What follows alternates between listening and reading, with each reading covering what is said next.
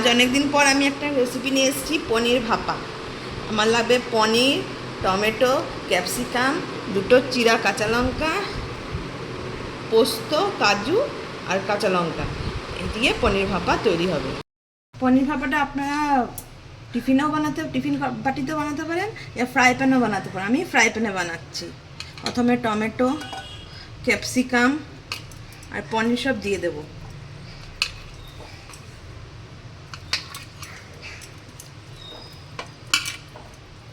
দিয়ে দেব এর মধ্যে বেটে রাখা কাজু, পোস্ত আর কাঁচা লঙ্কা বাটা সব দিয়ে দেব।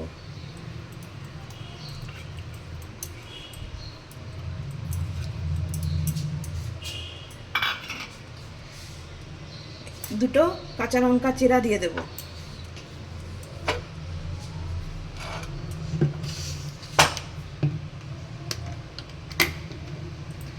কাঁচা সর্ষের তেল দিয়ে দেব। দিয়ে এটাকে ভালো করে মেখে নেব। এটা মেখেছি, একটু চিনি দিয়ে দিলাম আর নুন, আপনাদের স্বাদ অনুযায়ী নুন দিয়ে দেবেন। এটা মেখে নেওয়ার পর পোস্ত কাজু বাটা জলটা আমি দিয়ে দেবো এখানে।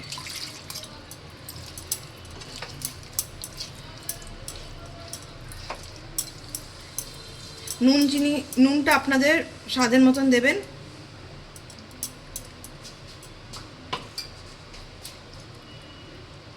পুরো মেখে কমপ্লিট করে ফেলেছি। এবার গ্যাসটা জ্বালিয়ে দিচ্ছি। গ্যাসটা জ্বালিয়ে লিডটা দিয়ে দিলাম। এই যে আমরা একটু পনির ভাপাটা একটু চেক করে নিচ্ছি।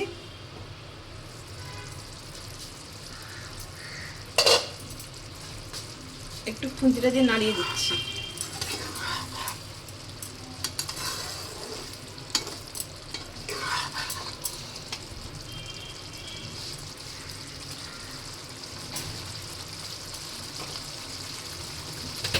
আমাদের পনির ভাপা হয়ে এসছে। এর মধ্যে কাঁচা তেল দেবো একটু করে।